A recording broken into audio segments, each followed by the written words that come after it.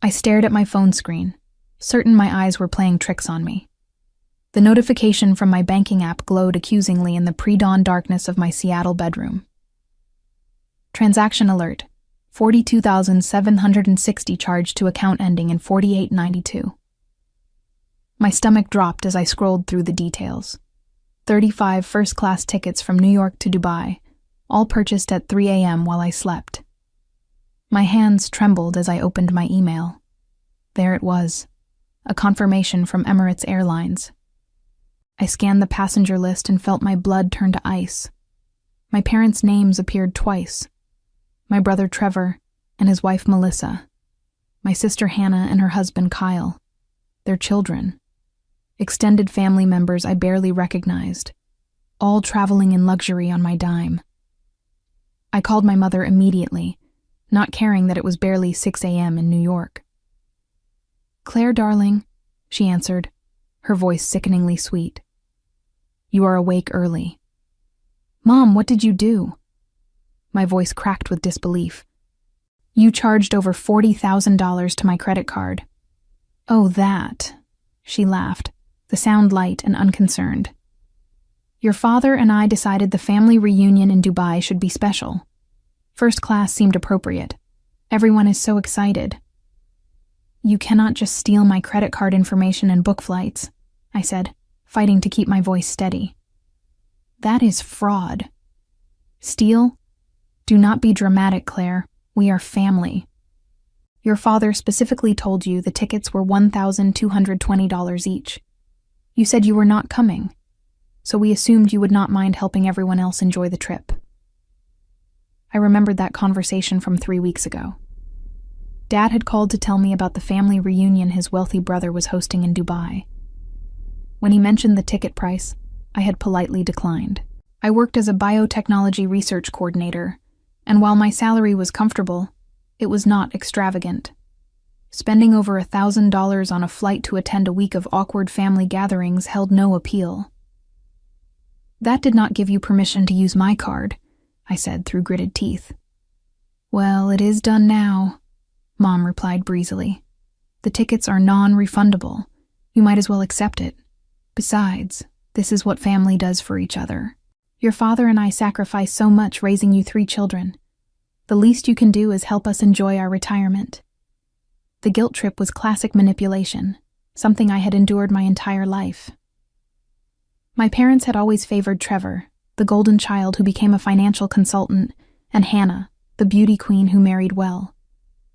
I was the middle child, the one who chose science over social climbing, research over recognition. "I want you to pay me back," I said firmly. "Every cent." Mom sighed dramatically. "Claire, we barely have anything in our savings. You know your father's pension does not stretch very far. We were counting on your generosity. Do not be selfish about this." "Selfish? You stole from me." "I did not steal anything. I simply used the card information you gave us for emergencies. This was an emergency. Family time is precious, and your uncle only turned 70 once. I wanted to scream that I had given them my card information 3 years ago when Dad had surgery and needed help with medical copays. I had explicitly told them it was for medical emergencies only. Instead, I took a deep breath. "I am reporting this as fraud to my bank," I said quietly. "You would not dare embarrass your family like that," Mom replied, her voice turning cold. "Think about what people would say. Your parents arrested for credit card fraud? How would that look for Trevor's business? For Hannah's reputation?" The threat was clear. If I pursued this, I would be painted as the villain who destroyed the family. I would be the ungrateful daughter who could not share her success, never mind that their definition of my success was wildly inflated. "I need to go," I said, and ended the call.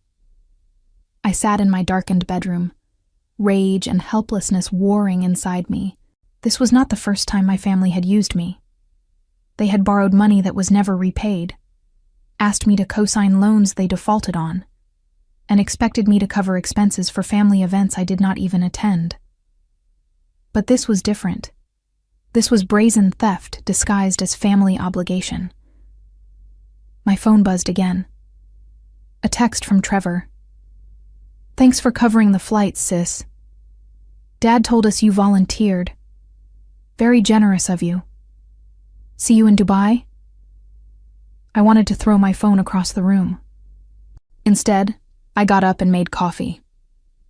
As a research coordinator at a prominent biotechnology firm, my job required precision, attention to detail, and the ability to solve complex problems. I needed to approach the situation the same way I approached my work, methodically and strategically. By the time dawn broke over Seattle, I had made my decision. I would not report the charges as fraud. My mother was right about one thing. The fallout would be worse than the financial loss. But I would not forget this, and I certainly would not forgive it. I went to work that morning carrying a new weight of betrayal. My colleague Jessica noticed immediately. "You look terrible," she said bluntly, setting a container of homemade cookies on my desk. What happened? Jessica and I had worked together for 4 years. She knew about my complicated family dynamics, though even she would be shocked by this latest violation. "My parents stole $43,000 from me," I said flatly.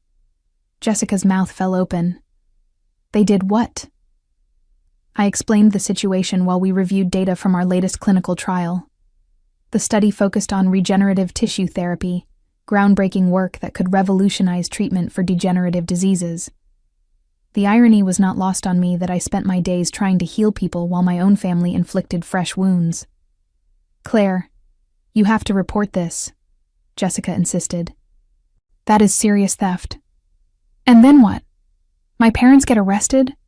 My siblings never speak to me again?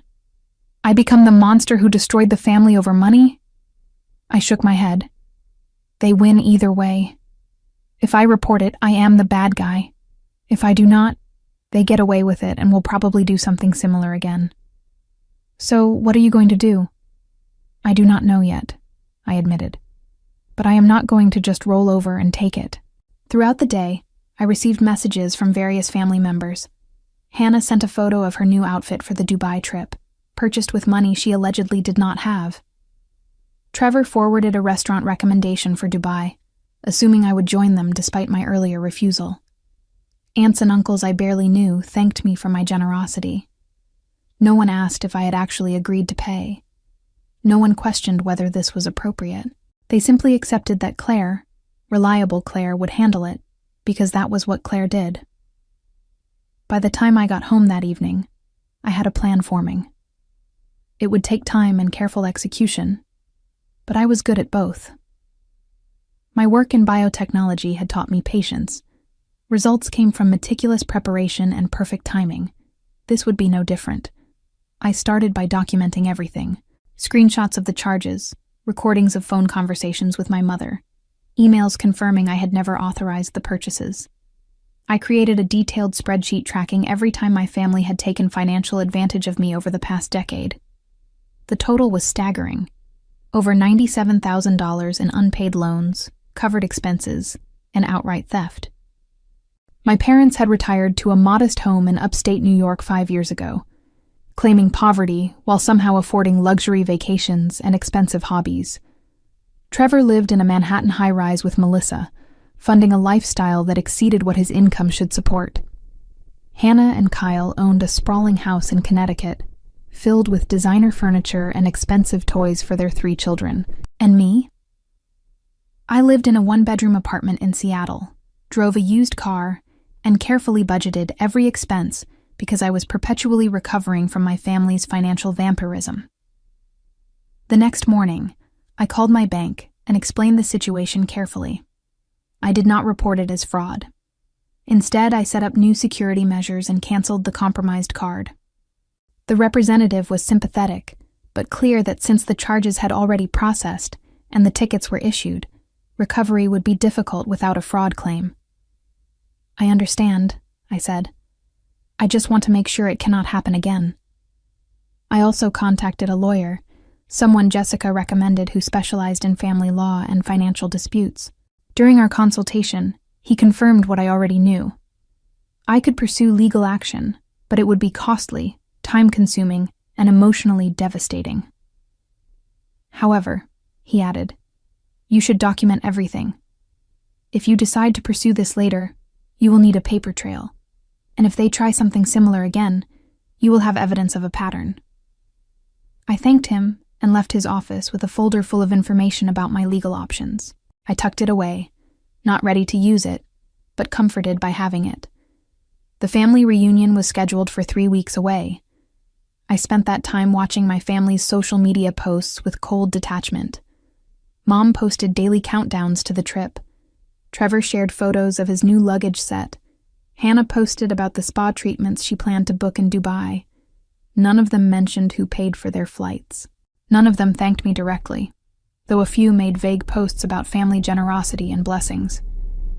It was as if the money had simply appeared, a natural entitlement rather than theft. I went to work, conducted my research, and maintained my normal routine. But underneath the surface, something had fundamentally shifted. I had spent 29 years trying to earn my family's love and approval, believing that if I just gave enough, sacrificed enough, they would see my value. This final betrayal had shattered that illusion. On the Wednesday before their departure, Dad called. "Claire, your mother tells me you are upset about the tickets," he said without preamble. "Upset does not begin to cover it, Dad. You are being unreasonable. We raised you, clothed you, fed you. We paid for your education. You owe us." "I have paid you back 10 times over," I said quietly. "And you know I earned scholarships for most of my education. The loans I did take out, I repaid myself." "Family helps family," he insisted. "Your uncle is expecting all of us in Dubai. How would it look if we did not come because you were too cheap to help your own parents? How would it look if people knew you stole from your daughter?" I countered. There was a long pause. When Dad spoke again, his voice was steel. "You need to adjust your attitude, Claire. No one likes a selfish daughter. We did not raise you to be this way." He hung up before I could respond. That conversation clarified everything. They were not sorry. They did not think they had done anything wrong.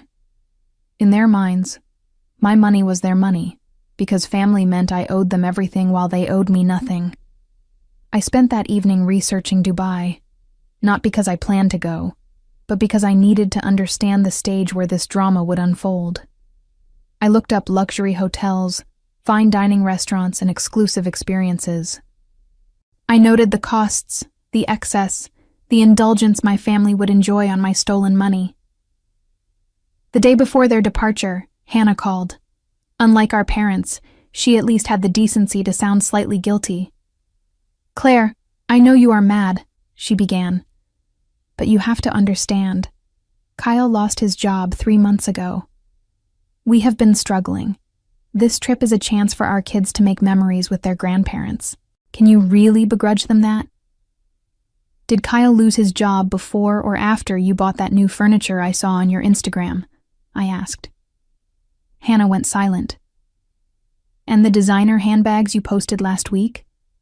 Were those purchased during your financial struggle?" "That is different," Hannah said defensively. "Those were gifts." "From whom?" "That is none of your business. The point is, we needed this trip. The kids needed this trip. You could afford it. So what is the big deal?" "The big deal is that no one asked me. No one even told me until after it was done. You all just decided my money was yours to spend." "Because we knew you would say no," Hannah admitted. "You always say no. You are always too busy with your important research job to care about family. We took what we needed because you were not going to help voluntarily." Her honesty was almost refreshing in its cruelty. At least she was admitting the truth. They had stolen from me because they believed they deserved my money more than I did. "Have a wonderful trip, Hannah," I said, and ended the call. That night I could not sleep.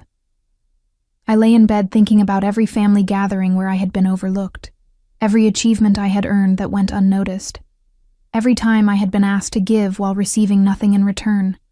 My work had been published in respected scientific journals, I had contributed to research that helped thousands of people. I had built a career based on dedication and intelligence. But none of that mattered to my family. To them, I was simply a resource to be exploited. The next day, I watched from Seattle as my family posted photos from JFK Airport. First-class lounge champagne, excited children holding boarding passes, my parents dressed in expensive outfits I had never seen before, purchased with money they claimed not to have. Trevor and Melissa looking smug and satisfied, Hannah and Kyle managing their 3 overstimulated kids while looking exhausted but happy. 35 people boarding a plane to Dubai, all flying first class, all courtesy of my stolen credit card. I went to work and threw myself into my research. We were preparing for a major presentation to potential investors, pharmaceutical companies interested in funding the next phase of our clinical trials. The presentation would determine whether our project continued or died. The pressure was intense, but I welcomed it. Work was something I could control. Jessica found me in the lab at 8 p.m., still running calculations. "Claire, go home," she said gently. "You have been here since 6 a.m. I need to finish this analysis. The analysis will be here tomorrow. You need rest." She sat down beside me. "Have you heard from your family?" "Just social media posts. They are having a wonderful time." "Hinan, you are okay?" "I am fine," I lied. Jessica gave me a look that said she did not believe me but would not push. "For what it is worth, I think you are handling this with incredible grace. I would have burned their house down by now." I managed a small smile. The trip is not over yet. After Jessica left, I packed up my work and headed home. My apartment felt empty and quiet. I ordered takeout and ate while scrolling through my family's posts. They had arrived in Dubai. The hotel was magnificent. The suite Mom and Dad scored had a view of the Burj Khalifa. Trevor posted a photo of the bottle of champagne waiting in his room with a caption about living well. All of it funded by my theft. I opened my laptop and began a new document. I titled it simply, Documentation. Then I started writing everything down. Every detail of the theft, every conversation, every manipulation. I included dates, amounts, and exact quotes where I could remember them. I attached screenshots and bank statements. When I finished, it was past midnight. The document was 23 pages long, a comprehensive record of financial abuse spanning a decade. I saved it in 3 different locations and emailed a copy to myself. Then I did something I had never done before. I blocked my family on social media, all of them. I did not want to see their vacation photos, their fake gratitude, their manufactured joy purchased with my money. Let them have their trip. Let them enjoy their luxury. But I would not be a spectator to my own exploitation. The next week passed in a strange calm. Without the constant barrage of family drama, I found myself more focused at work.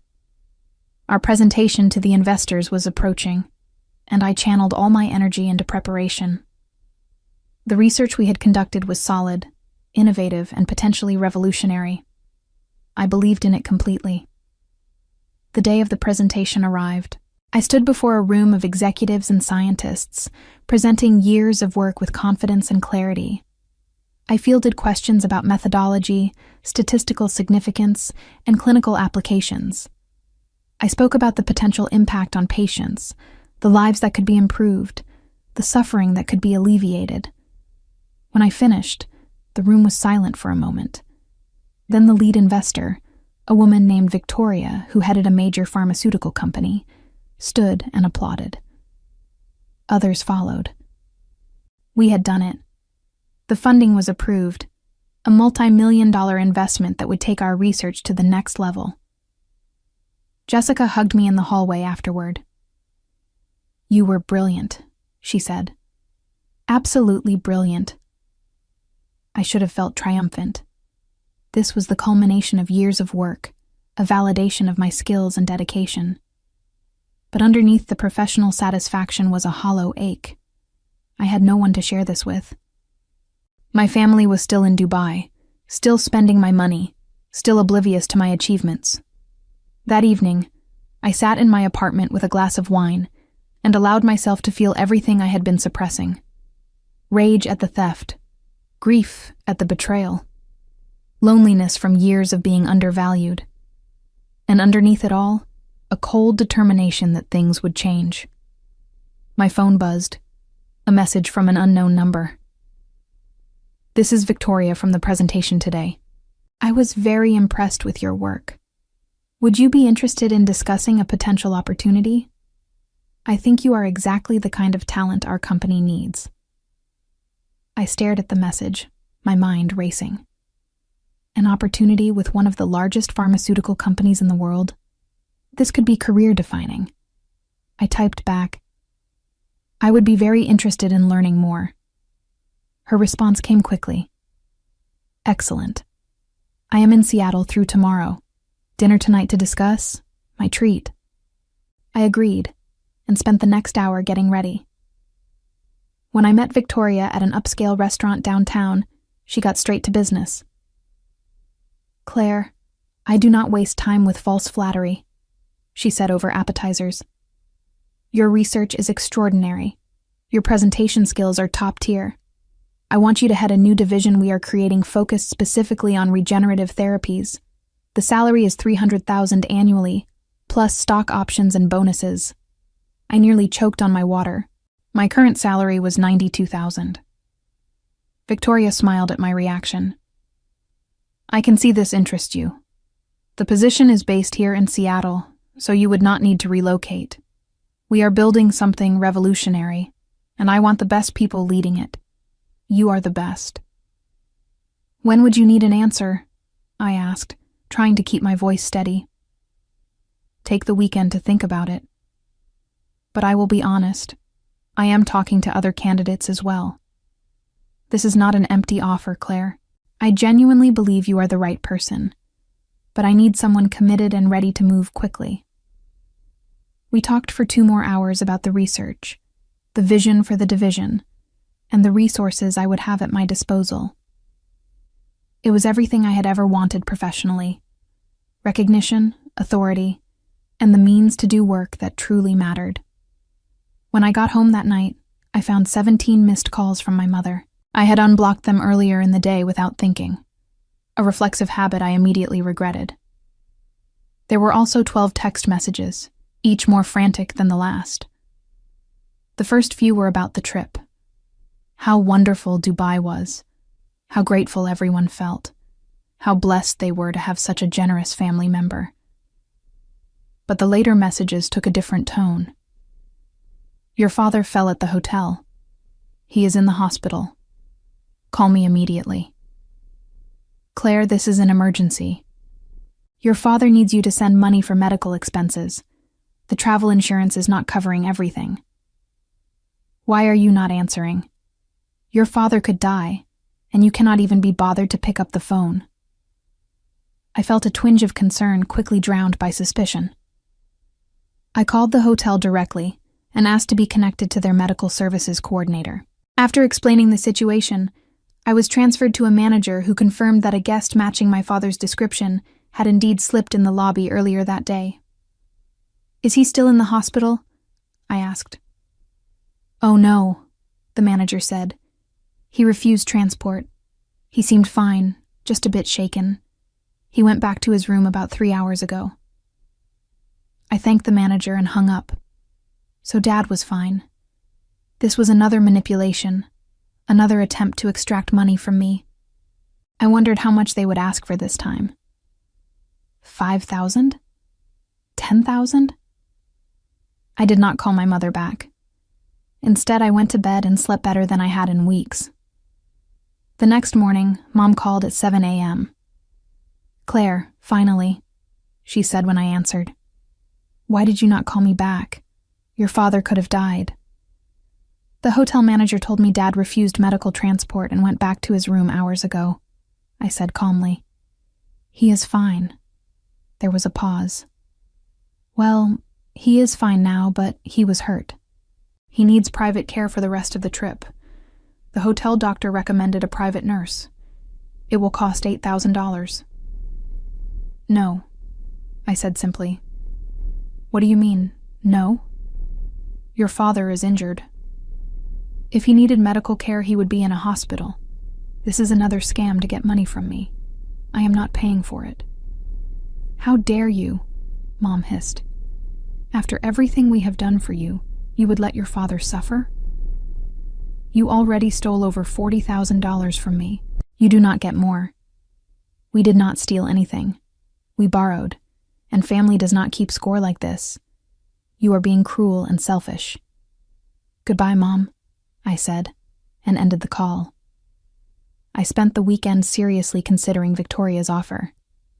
The salary alone would change my life. I could pay off my remaining student loans, build actual savings, and stop living paycheck to paycheck because my family drained every extra cent I earned. But more than the money, the position represented validation. Someone saw my worth. Someone valued my work. On Monday morning, I called Victoria and accepted the position. We agreed on a start date 6 weeks away, giving me time to transition my current research responsibilities and prepare for the new role. When I told my current supervisor, he was disappointed but understanding. You deserve this opportunity, he said. You have been the backbone of this project. We are going to miss you tremendously, but I am excited to see what you accomplish next. Jessica was thrilled. This is incredible, Claire. We should celebrate. Dinner this week? Absolutely, I agreed. That evening, I checked my social media out of habit and found that I had been tagged in several posts from Dubai. I had forgotten to reblock everyone after checking on Dad's supposed injury. The posts were from the final days of the trip, my family's last hurrah on my stolen money. Hannah had posted, "So grateful to family who make dreams possible. This trip has been magical. The kids will remember it forever." Trevor had shared a photo of everyone at dinner, expensive wine bottles lining the table. Family is everything, blessed beyond measure. Mom had posted a sunset photo with a caption, 35 of us together in Dubai, proof that family bonds are stronger than anything. Thank you to everyone who contributed to making this happen. I noticed what they all had in common, vague gratitude with no specific mention of me. They had taken my money but would not even acknowledge me directly. It was as if the funds had materialized from thin air, a collective family miracle rather than individual theft. I blocked them all again and deleted the tags. The next week, I received an email from Trevor. Subject line: Family investment opportunity. Against my better judgment, I opened it. Trevor had written a lengthy pitch about a startup he wanted to launch, some financial consulting platform that needed investors. He was looking for $50,000 and thought I might be interested in being part of the ground floor. The audacity was breathtaking. He had just enjoyed a first-class vacation on my stolen money, and now he wanted more. I deleted the email without responding. My family returned from Dubai on a Thursday. I knew because Hannah posted airport photos with a caption about how sad she was to leave paradise. Mom shared pictures of their suitcases full of souvenirs. Trevor posted about already planning their next big family trip, maybe to the Maldives next year. That weekend, I had dinner with Jessica at a cozy bistro near the waterfront. Over wine and pasta, I told her about Victoria's job offer and my acceptance. "This is exactly what you deserve," Jessica said, raising her glass. "To new beginnings and leaving toxic people behind." "To new beginnings," I echoed. "Have you heard from your family since they got back?" she asked. "Not directly. But I have been watching their posts. They are already planning their next exotic vacation. Using whose money, I wonder? Not mine," I said firmly. "I changed all my account numbers and passwords. I set up alerts for any unusual activity. They cannot access anything anymore." "Good. What are you going to do about the money they already took?" "I do not know yet," I admitted. "Part of me wants to pursue legal action, but I know how that would end. They would paint me as vindictive. I would become the villain in the family story." Jessica leaned forward. So make yourself the villain in a way they will never see coming. You are brilliant, Claire. Use that intelligence strategically. Her words stayed with me through the weekend. I thought about strategy, about leverage, about turning the tables in ways my family would not anticipate. They viewed me as weak, as someone they could use without consequences. It was time to show them exactly how wrong they were. On Monday, I started planning in earnest. I reviewed every financial transaction with my family over the past decade. I examined their social media presence, their public claims about finances, their lifestyle choices that contradicted their poverty narrative. I gathered evidence methodically, the way I approached research, systematically and thoroughly. I also did something unexpected. I hired a private investigator, someone who specialized in financial fraud. I gave him everything I had compiled and asked him to verify details and find anything I might have missed. "This is quite a pattern," he said during our second meeting. "Your family has a history of living beyond their means and using others to fund their lifestyle. Your parents have 3 maxed-out credit cards in their names, your brother has defaulted on 2 business loans, and your sister has judgments against her for unpaid debts." "Can you document all of this?" I asked. "Already done," he said, sliding a thick folder across his desk. "Financial records, public filings, social media archives showing expenditures that do not match reported income. Everything is here." I paid his fee and left with the folder tucked under my arm. That evening, I read through everything. My family was even worse with money than I had realized. They were drowning in debt while maintaining appearances of success, and they had been using me as a lifeline, taking from me to keep their sinking ships afloat. The next piece of my plan fell into place unexpectedly. I received a call from an attorney representing my uncle, the one who had hosted the Dubai reunion. He was updating his will and wanted to discuss the family dynamics. "Your uncle is concerned about how his estate will be distributed," the attorney explained. "He knows your parents struggle financially, and he worries about leaving them a large sum that they might mismanage. He asked me to speak with you about potentially serving as a trustee." "Why me?" I asked. "He says you are the only responsible one in the family. He respects your education and career. He thinks you would handle the responsibility appropriately." I scheduled a call with my uncle for the following week. During our conversation, he was surprisingly candid. "Claire, I know what happened with the flights," he said. "Your mother bragged about how she got you to pay for everyone. She thought it was clever." My stomach tightened. "She told you she stole from me?" "She said you volunteered, but I am not naive. I know your parents. I know how they operate. They have been mooching off relatives their entire lives. I am disappointed, but not surprised." "Then why did you let them come to Dubai?" "Because I wanted to see everyone," he said simply. "But I am also 70 years old with a substantial estate and no children of my own. I have been thinking about legacy, about what happens to my money when I am gone. I do not want it wasted." We talked for over an hour. By the end, I had agreed to serve as trustee of a trust that would manage any inheritance my parents received. They would get monthly disbursements, but could not access the principal. It was not revenge, exactly, but it was protection against their worst impulses. "There is one more thing," my uncle said before we hung up. "I am planning to update my will to leave you a significant portion of my estate.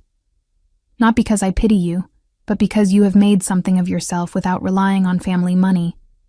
You deserve to be rewarded for that." I did not know what to say.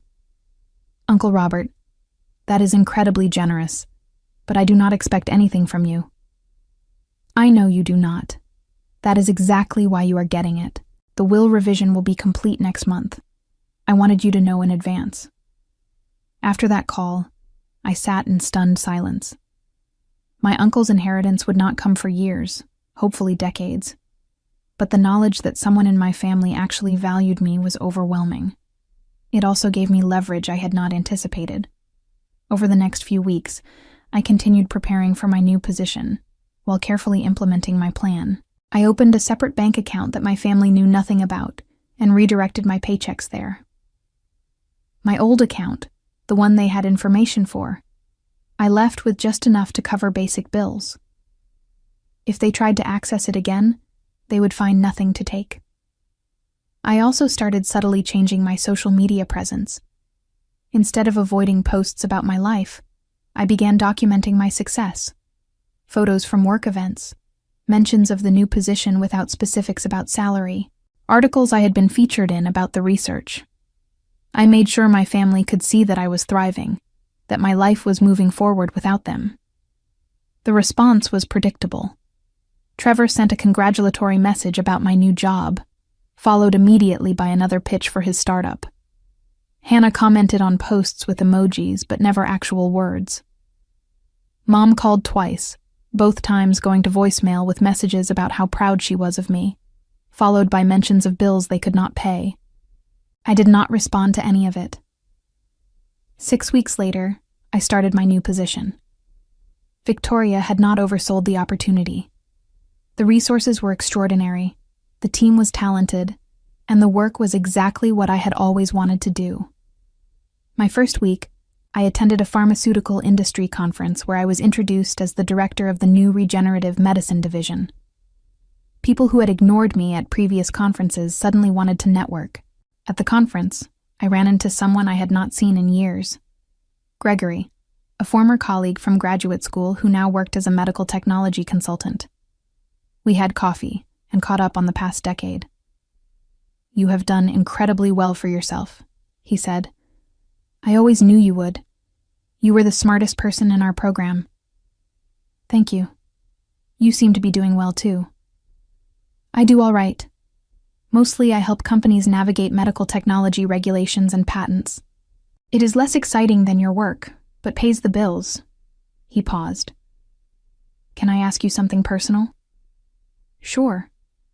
I saw you tagged in some photos from Dubai a few weeks ago. Big family trip?" My smile tightened. I did not actually go. That was my family's trip. Must have been expensive, all those first-class tickets. "It was," I said carefully, not wanting to explain the full story. Gregory nodded thoughtfully.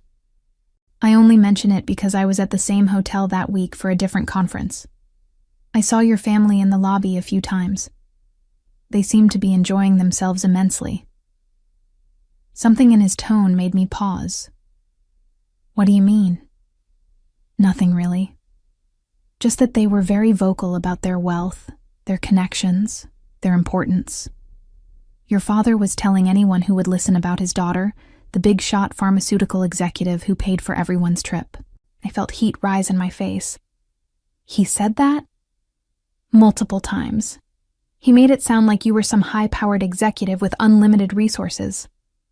I almost introduced myself, but they seemed like they wanted to be left alone with their status."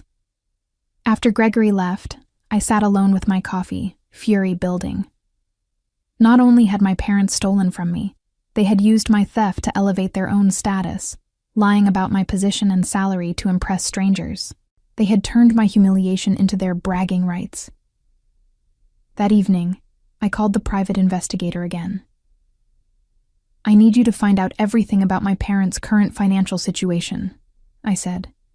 "Assets, debts, income streams, everything. I also need the same information for my siblings." "Are you planning legal action?" he asked.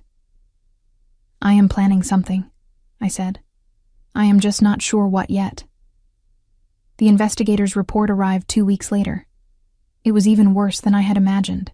My parents had over $80,000 in credit card debt, a second mortgage on their house they could barely afford, and no significant savings. Trevor's startup ideas had all failed, leaving him with substantial business debts and a reputation for unreliability. Hannah and Kyle were 3 months behind on their mortgage and facing possible foreclosure. They were all drowning, and they had been using me as their life raft, taking whatever they could whenever they could because they had no other options. I should have felt pity. Instead, I felt cold clarity. These people would never change. They would never see me as anything other than a resource. No amount of giving would ever be enough. No sacrifice would ever earn their respect. I had spent 29 years trying to buy love from people who only valued me for what I could provide. I made a decision that night. I would cut them off completely. Not with anger or drama, but with strategic precision. And I would make sure they understood exactly what they had lost. My opportunity came sooner than expected. Mom called the following week with a request that was stunning in its audacity. "Claire, darling, we need your help with something urgent," she began, her voice syrupy sweet. "Your father and I are thinking of selling the house and downsizing, but we need some repairs first to get the best price. The contractor quoted us $35,000. We were hoping you could lend us the money. We will pay you back when the house sells, of course." "No," I said simply. "No? Just like that? You will not even consider helping your parents? You stole over $40,000 from me for a vacation. You have not paid back a single cent. You lied about Dad's injury to try to get more money. You used my name to brag to strangers in Dubai about wealth I do not have. And now you want me to lend you $35,000 more?" The answer is no.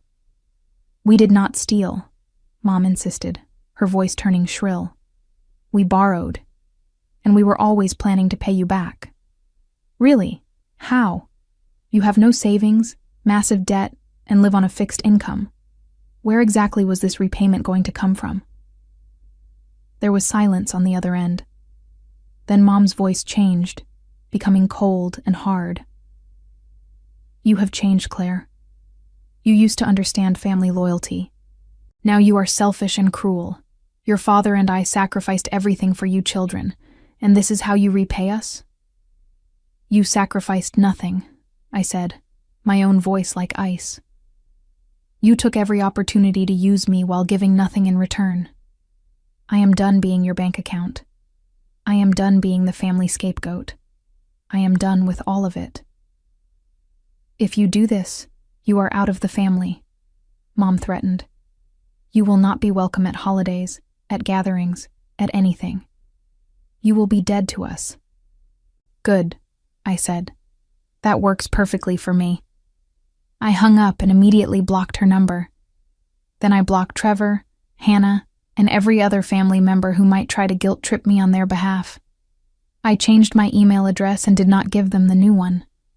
I made my social media completely private, visible only to confirmed friends who were not related to me by blood. For the first time in my life, I felt free. The next few months were transformative. Without the constant drain of family drama and financial demands, I threw myself into my work with renewed energy. The regenerative medicine division thrived under my leadership. We published papers, secured additional funding, and began expanding our research scope. Victoria became a mentor, someone who believed in me and pushed me to reach higher. She introduced me to influential people in the pharmaceutical industry, people who saw my value and treated me with respect. My social circle expanded to include colleagues who shared my interests, who engaged in actual reciprocal relationships where both parties gave and received. I bought a new car, not a luxury vehicle, but something reliable and safe. I took a vacation to Iceland, my first real vacation in years, and spent a week hiking and photographing landscapes without anyone demanding I pay their way too. I started saving money, watching my accounts grow instead of being perpetually depleted. 6 months after cutting off my family, I received a letter from a law firm. My Uncle Robert had passed away suddenly from a heart attack. I had known he was updating his will, but his death still shocked me. He had seemed healthy, vibrant, decades away from dying. The reading of the will was scheduled for the following month. I flew to New York for it, my first time back since before the Dubai incident. The lawyer's office was in Manhattan, a sleek space that screamed expensive. I arrived early and waited in a conference room with polished wood furniture and a view of the city. My parents walked in 10 minutes later and stopped dead when they saw me. "What are you doing here?" Mom demanded. I was invited, I said calmly. Uncle Robert asked me to serve as trustee for his estate. Dad's face turned red. That is ridiculous. We are his siblings. If anyone should be trustee, it should be us. Uncle Robert disagreed. Trevor and Hannah arrived next, both looking uncomfortable when they saw me. We had not spoken since I cut them off. Hannah tried to smile, but it came out as more of a grimace. Trevor ignored me entirely, sitting as far from me as possible. The attorney entered precisely at 2 p.m., carrying a leather portfolio that he set on the conference table with careful deliberation. He introduced himself as James, Uncle Robert's personal attorney for the past 20 years. His expression was professionally neutral as he surveyed the room. "Thank you all for coming," he began. Robert was very specific about how he wanted this handled. Before we begin the reading of the will, I need to address some preliminary matters. He opened the portfolio and removed several documents. Robert came to me 8 months ago to substantially revise his estate plan. He was very clear about his reasoning, and he asked me to share certain information with all of you before distributing the assets. Mom shifted uncomfortably. Dad's jaw was clenched tight. James continued. Robert was aware of the financial difficulties many of you face. He was also aware of certain behaviors within the family that concerned him greatly. Specifically, he knew about the incident involving Claire's credit card and the Dubai trip. My siblings had the decency to look ashamed. My parents looked defiant. Robert felt strongly that his estate should benefit those who had demonstrated responsibility and integrity. To that end, he has left the bulk of his estate, valued at approximately $4.2 million, to Claire. The room erupted. Mom gasped. Dad slammed his hand on the table. Trevor shouted that it was impossible, that the will would be contested. Hannah started crying. James waited for the noise to subside. The will is ironclad. I assure you, it was prepared with the specific anticipation of challenges. Robert was of completely sound mind when he made these decisions. Now, if I may continue. He turned to me. Claire, you inherit the primary estate, including Robert's investment portfolio, his property in the Hamptons, and the majority of his liquid assets. You also inherit his collection of rare books and his vintage car collection. I sat frozen, unable to process the enormity of what I was hearing. James turned to my parents. To his brother and sister-in-law, Robert leaves a trust fund of $300,000. This will provide monthly disbursements of $2,000 for living expenses. The principal cannot be accessed, and the trust will be managed by Claire as trustee. $2,000 a month? Dad shouted. That is insulting. We are his family. Robert felt this arrangement would provide for your needs while preventing mismanagement of funds, James said evenly. He was quite clear on this point. He moved on to my siblings. To Trevor and Hannah, Robert leaves $50,000 each, to be distributed in quarterly installments over 2 years. Trevor looked like he might be sick.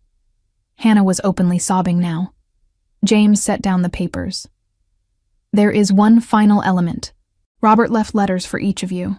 I will distribute those now. He handed out sealed envelopes. Mine was thick, several pages at least. My parents' envelopes were thinner. Trevor and Hannah received single sheets. You may read these privately, James said. The formal estate distribution will begin next week. Claire, I will need to meet with you separately to discuss your responsibilities as trustee and executor. My family filed out without looking at me. I waited until they were gone before opening my letter. Dear Claire, it began in Uncle Robert's distinctive handwriting. If you are reading this, I am gone. I hope I had many more years, but one never knows. I wanted to explain my decisions to you directly, not just through legal documents. I have watched you grow from a quiet, overlooked child into a remarkable woman. You chose a difficult path, dedicating yourself to science and research that helps others. You did this without family support, without recognition from those who should have celebrated you most. You built your success on your own merit and maintained your integrity even when it would have been easier to compromise. I have also watched how your parents and siblings treated you. The Dubai incident was the final confirmation of what I had suspected for years. They saw you as a resource to exploit, not a person to value. Your mother's bragging about manipulating you into paying for their vacation sickened me. I realized then that leaving my estate to your parents would mean it would ultimately be taken from you in pieces through guilt trips and manufactured emergencies. You deserve this inheritance, Claire. Not because I pity you, but because you have earned it through your character and your choices. Use it to build the life you want, free from the weight of family obligation. Pursue your research, travel, invest in your future. Do whatever brings you joy.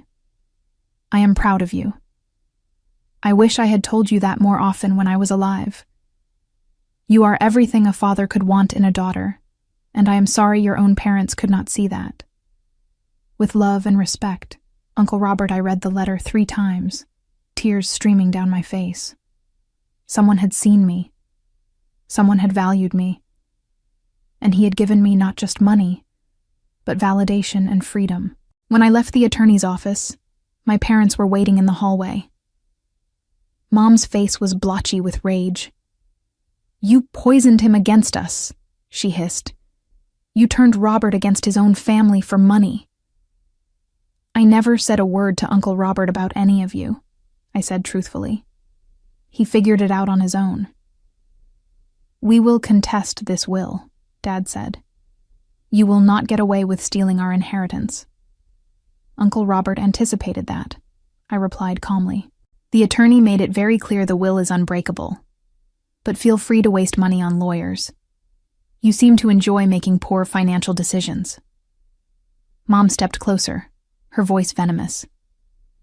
"You ungrateful, selfish girl. We raised you. We fed you and clothed you and put a roof over your head. Everything you have, you owe to us." "No," I said quietly. "Everything I have, I earned despite you. Despite your manipulation, your theft, your constant attempts to diminish me." Uncle Robert saw the truth. He knew exactly who you were and who I am. That is why I got the estate, and you got a managed trust. Hannah appeared from around the corner, her face streaked with tears. "How can you be so cold? We are your family." "You stopped being my family when you stole from me and felt no remorse," I said. "When you used me and gave nothing back. When you made me the villain for having boundaries. I am done pretending those blood ties mean something when they have only ever been a weapon against me." Trevor joined them, looking defeated rather than angry. "Claire, we know we messed up, but cutting us off completely? Keeping all of Uncle Robert's money? That is cruel." "Is it? Let me ask you something, Trevor. If I had been the one who died, would you have split your inheritance with me? Or would you have taken it all and felt entitled to it?" He did not answer. "That is what I thought," I said. "Goodbye, all of you. The trust will provide Mom and Dad with steady income. That is more than they deserve. As for the rest of you, you will get your $50,000 in installments. Use it wisely, because it is the last money you will ever see from me." I walked away from them, out of the building, into the crisp New York afternoon. I felt lighter than I had in years, as if I had been carrying an enormous weight that had finally been lifted. The next week was a whirlwind of estate management. I met with James multiple times to understand my responsibilities. The property in the Hamptons was a beautiful beach house that I could keep, sell, or rent. The investment portfolio was expertly managed and generating substantial returns. The rare book collection was worth over $200,000 alone. I made decisions quickly and confidently. I would keep the beach house for now, a retreat when I needed to escape Seattle. The investment portfolio would stay largely as it was, with some diversification recommended by financial advisors. The car collection, which included 3 vintage Porsches and a 1960s Ferrari, would be sold through specialty auctions. Within a month, I had liquidated some assets and reorganized others. My personal net worth had increased by over $4 million. It was surreal, transformative, and honestly terrifying. I had gone from living paycheck to having more money than I could spend in a lifetime. I hired a wealth management firm to help me navigate this new reality. I set up trusts for future charitable giving, invested in startups working on medical innovations, and created a scholarship fund for students pursuing biotechnology research. The money would do good, would help people, would mean something beyond just sitting in accounts. I also did something for myself. I bought a house in Seattle, a beautiful modern home with floor-to-ceiling windows and a view of the water. It had space for a home office, a real kitchen, and a yard where I could plant a garden. For the first time, I had a home that was truly mine, purchased with money that no one could claim came from them. 3 months after Uncle Robert's death, I received an email from Hannah. The subject line read, "Please read." I almost deleted it, but curiosity won out. "Claire, I know you probably do not want to hear from me, but I need to say this. Kyle and I are losing the house. We are 30 days from foreclosure. The $50,000 from Uncle Robert helped, but it was not enough to cover all our debts. I am not asking you for money. I know you would say no, and honestly, I do not blame you. I just wanted you to know that I understand now what we did to you. Not just the Dubai thing, but everything. All those times we expected you to help while giving nothing back. All those times we made you feel small so we could feel bigger. I am sorry, Claire. I know sorry does not fix anything, but I need you to know I finally see it. We were terrible to you, and you deserved so much better. I hope you are happy now. I really do. You earned it." I stared at the email for a long time. Part of me wanted to feel vindicated. Part of me wanted to feel compassion. Mostly, I felt nothing. Hannah's apology came too late and meant too little. She was sorry now because she was suffering consequences. But where was the apology when I was drowning under their financial demands? Where was the compassion when they were spending my stolen money in Dubai? I did not respond. Instead, I archived the email and moved on with my day. My work continued to flourish. The Regenerative Medicine Division published breakthrough research that garnered international attention. I was invited to speak at conferences around the world, sharing our findings with the scientific community. My team expanded, bringing in brilliant researchers who shared my passion for innovation. Victoria pulled me aside after one particularly successful presentation. "Claire, I have been in this industry for 30 years, and I have rarely seen someone with your combination of scientific brilliance and leadership ability. You are going to change the world." "I am just doing the work I love," I said. "That is what makes you extraordinary," she replied. "You genuinely care about the impact, not just the accolades." 6 months after Uncle Robert's death, I took a vacation to the Hamptons house. It was my first time visiting the property, and it took my breath away. The house sat directly on the beach, with wraparound decks and massive windows that let in the ocean light. Uncle Robert had impeccable taste, and the interior was both elegant and comfortable. I spent a week there alone, reading, walking the beach, and thinking about how drastically my life had changed. A year ago, I was living in a cramped apartment, constantly stressed about money, perpetually drained by family demands. Now I had financial security, professional success, and peace. On my last evening there, I sat on the deck watching the sunset and allowed myself to feel grateful. Grateful for Uncle Robert's generosity, for Victoria's mentorship, for Jessica's friendship, for every person who had seen my value when my own family could not. My phone buzzed with a text from an unknown number. "This is Trevor. I am getting married next month. I know we have not spoken, but it would mean a lot if you came. I understand if you say no." I deleted the message without responding. There was nothing left to say to any of them. The following month, I received notice that my parents had attempted to access the trust principal for an emergency home repair. As trustee, I reviewed the request with the attorney. The emergency was a kitchen renovation they wanted to do before hosting Thanksgiving. I denied the request. Mom called within hours, screaming obscenities. I let it go to voicemail and blocked the number. They would get their $2,000 monthly, enough to live modestly. Anything beyond that was not my problem. Trevor's wedding came and went. I saw photos on social media through Jessica, who still had mutual connections. It looked like a small ceremony, nothing fancy. Part of me wondered if they had expected me to fund that too, back when they still had access to my guilt and my wallet. A year after Uncle Robert's death, I took stock of my life.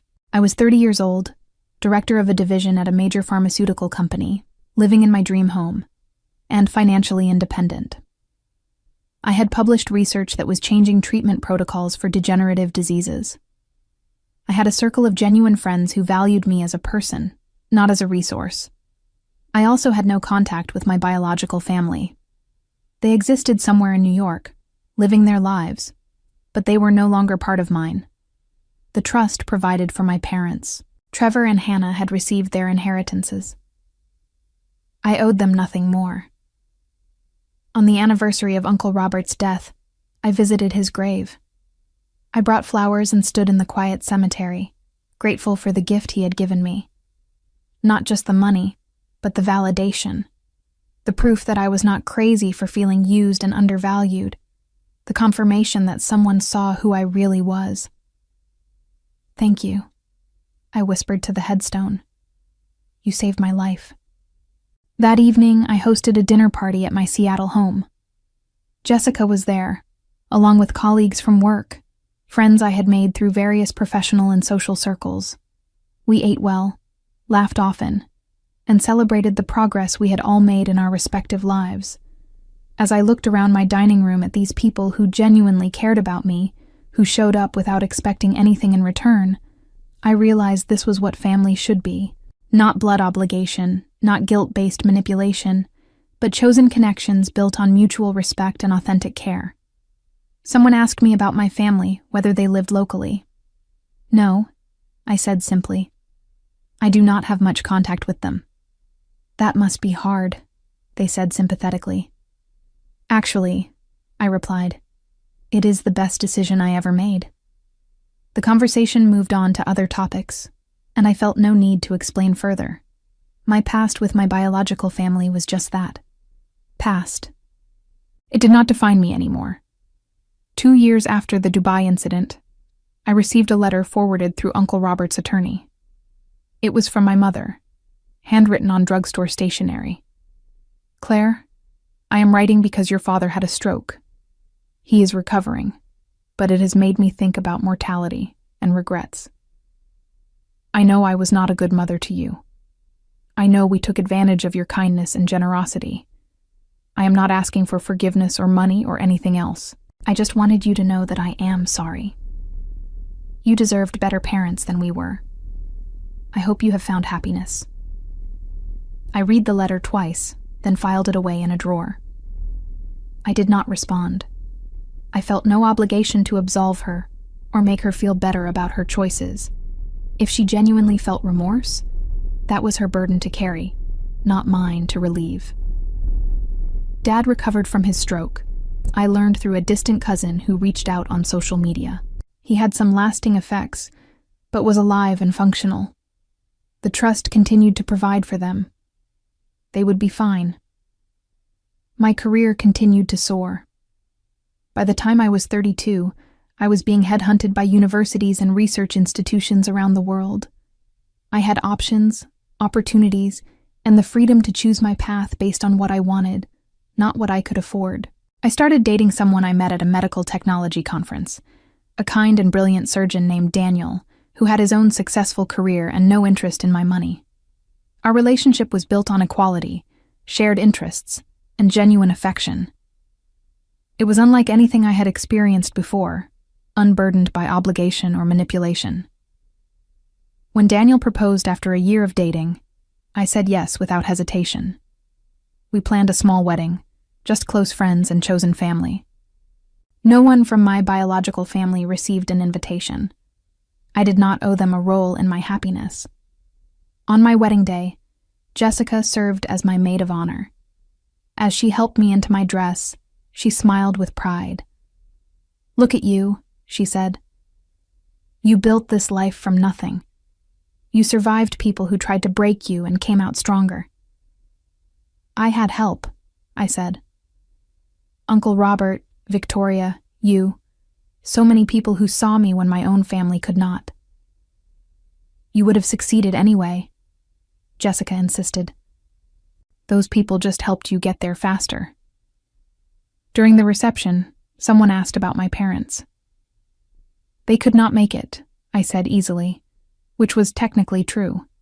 I had not invited them, so they could not attend. 3 years after cutting off my family, the guilt had entirely dissipated. I had spent so long believing I owed them everything, that family bonds required endless sacrifice and tolerance of abuse. But I had learned the hard truth. You do not owe anyone access to your life, your resources, or your peace, not even family. Especially not family that treats you like an ATM with a heartbeat. The revenge I had enacted was not dramatic or explosive. I had not destroyed their lives or sought public humiliation. I had simply removed myself as their safety net and let natural consequences unfold. They had to face their own financial mismanagement without using me as a buffer. They had to live with the knowledge that the daughter they dismissed had thrived spectacularly without them. My parents continued to receive their monthly trust disbursements, a constant reminder that I controlled resources they could not access. Trevor struggled with various failed business ventures, never quite achieving the success he felt entitled to. Hannah and Kyle eventually declared bankruptcy and moved to a smaller home, their lavish lifestyle unsustainable without someone else funding it. And me? I built a life filled with purpose, success, and genuine relationships. I funded research that helped thousands of people. I mentored young scientists who reminded me of my younger self, overlooked and underestimated. I traveled the world, bought beautiful things when I wanted them, and gave generously to causes I believed in. I lived freely, unburdened by toxic obligation. The greatest revenge was not making them suffer. It was showing them, through my success and happiness, exactly what they had lost when they chose to use me rather than love me. They could see through social media, through industry news, through the rare family members who still maintained distant contact, that I was thriving, that the daughter they dismissed as a resource had become someone remarkable without their involvement. Years later, when I thought about those first-class tickets to Dubai purchased with my stolen money, I no longer felt rage. I felt grateful. That theft had been the catalyst I needed to finally break free from decades of manipulation. It had shown me clearly and undeniably that my family would never change, that no amount of giving would ever be enough, that I deserved better. Uncle Robert's inheritance had given me financial freedom, but that freedom started the moment I chose to stop participating in my own exploitation. The moment I said no and meant it. The moment I walked away from people who saw my value only in what I could provide. My parents eventually faced the full weight of their financial irresponsibility. Without access to my accounts or ability to manipulate me into covering their debts, they had to make genuine changes. They downsized to a small apartment, sold belongings to cover bills, and learned to live within the means the trust provided. The lifestyle they had projected, funded by taking from others, collapsed entirely. Their friends, the ones impressed by fake wealth and exotic vacations, disappeared when the money ran out. They were left with the reality they had avoided for decades. They were not special, not entitled, just deeply flawed people who had burned every bridge through their own selfishness. Looking back now, I understood that revenge was not about making them hurt the way they hurt me. It was about building a life so fulfilling, so successful, so genuinely happy that their absence from it was not a loss, but a blessing. Every achievement, every breakthrough in my research, every moment of peace in my beautiful home was proof that I had not just survived their toxicity, but had transcended it entirely. They had bet on me remaining their perpetual victim, and I had proven them catastrophically wrong.